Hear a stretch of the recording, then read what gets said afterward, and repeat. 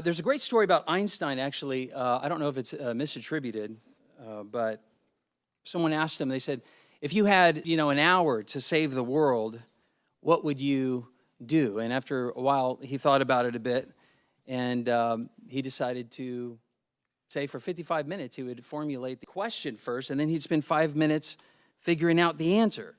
So I've been racking my brain, well, then what's the right question? If Einstein, if he even said that, it took 55 minutes to come up with the right question, well, what's the question that you guys are asking right now? But it sounds like the Pinellas County Commission is asking this question: how do we generate enough from the disposal of these downtown properties to pay down the debt of our new facility? We need roughly $80 million, so how do we get there? I think it's a beautiful question. You're trying to relieve taxpayers of a burden, and your constituents appreciate that. But there is another question that I'm hearing from citizens. I'd like to put that up there.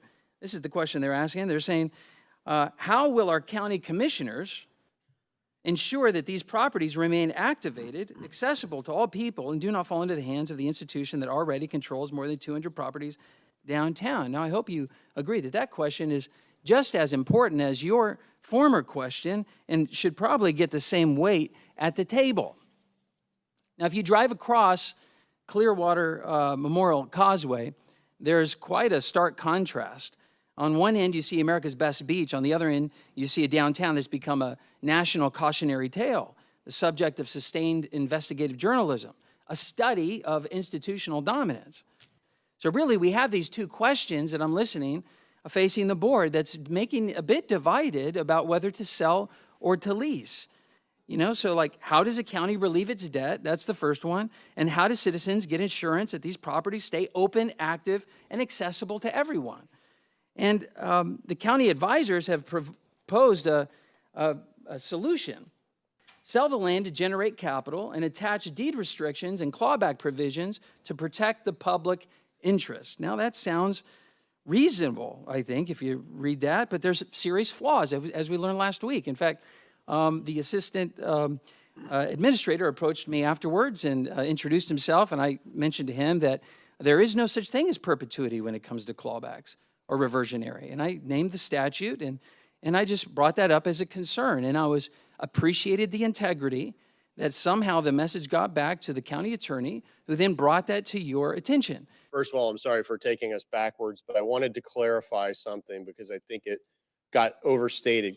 Commissioner Latvala, in response to your question, you asked about continuing through subsequent parties as far as deed restrictions and those kinds of issues.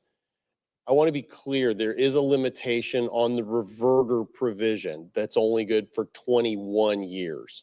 Those restrictions, however, continue to be enforceable in perpetuity, even against subsequent owners. So I just wanted to make sure that I clarified that. So I think I didn't say it well or may have overstated it before. What happens if the property owner says we're not going to do that after the 21? That's where contempt powers come in. You go to seek it to enforce an injunction by contempt. What you're basically saying is the reverter clauses have a shelf life. Yes, sir. And they expire. The reverter part, yes. The requirements on the property. That was a major misunderstanding on my part. It was poor communication on my part. I'm sorry. One of the reasons why I said, let's just go ahead with the fee simple option.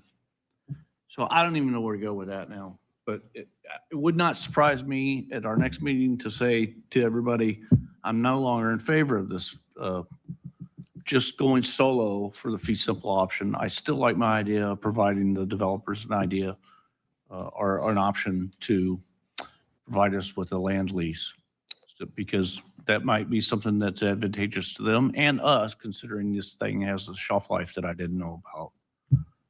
Well, again, what's the question here? The question is that we whether it's add fee in simple the or- request. Well, we didn't know we got that's why I said incorrect information. But I know, but that's why I said to begin with, that's why the deed restrictions are so important. Yes. What we come up with, we put in as deed restrictions, and you govern the use of the property. But if there's way around them, I think that's important. A way there's- around what? There's Either deed restrictions and or reverter clauses. They're important to who? the deed restrictions are enforceable in perpetuity. Yeah, It's only taking the land back under a reverter clause, and you will have the development built within 21 years. Otherwise, you got a whole different set of issues. But I don't want to see vacant property in our, The- in what used to be our land. But the, And, I'm sorry. you know, if we sell to party A and they sell to party B, that then sells to party C, that then sells to party D, and party D says, I have nothing to do with the deal that you made with party A, and they take us to court over private property rights that we've just spent 4 hours talking about in other instances, and it becomes a private property rights battle. Are we prepared to be able to defend ourselves? Or will this land become vacant land for the next 20 years? You have understand the last the part. revert. Well, the reverter clause though is enforceable for 21 years, and so it doesn't matter how many times it changes hands. It's only that piece of it. The deed restrictions that we're going to put on the property are in perpetuity. You know what I didn't mention to him that probably would have been brought up last week as well is that not only do clawbacks have a 21-year, limitation, but so do deed restrictions. They expire after 30 years, and they actually have to be renewed. And that many times is litigious, especially if the property actually gets transferred in the process, which it likely will. Then basically the county has to make sure that whatever literature or writings or contracts that are transferred from one owner to another has clearly, explicitly communicated the deed restrictions. That's very taxing on a county. You have to have lawyers. You have to monitor 16, 17 properties, whatever it is right now, and you have to know when the property's being moved. And so that's a real problem. In fact, this is called rules against perpetuity. That's actually what it's called in the legal literature. Now it's called, because they reworded it a bit, Marketable Record Title Act, MRTA, codified in Chapter 712 of the Florida statutes. So you don't get that citizen confidence when not only do clawbacks expire, but so do deeds, and they have to be maintained. So you act like a landlord without any of the benefits of the income streams that come from the property that you're having to spend in perpetuity chasing and securing. So I think Commissioner Scheer was right when I quote him, saying once you sell the property, the county loses control of downtown. Once you sell the property, you've lost control of the downtown. That's actually correct. And what I want to offer you is maybe a better question, something that I've racked my brain trying to think, how can we just frame this maybe in a more elegant way? And this is kind of what I submit to you. It says, how do we unlock the full financial value of our public property for the benefit of the county and guarantee activation for the benefit of the public? And there you have, sounds like it's the same thing, but it's not. If you look closely, you got full financial value. You also have guarantee activation. Please humor me. This is just the way I think. But I would like to play a little bit of a game with you called Would You Rather? And I close with this juxtaposition. Would you rather?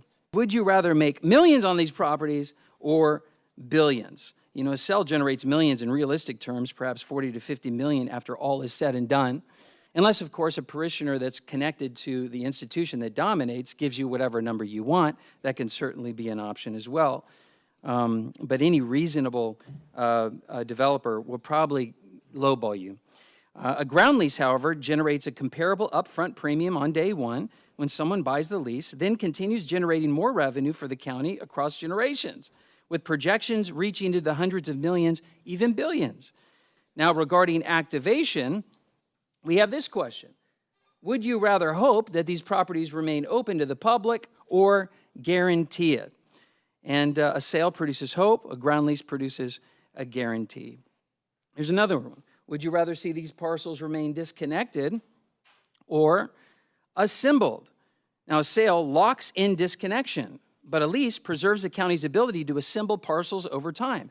Only a public entity has the power to work through courts to assemble land.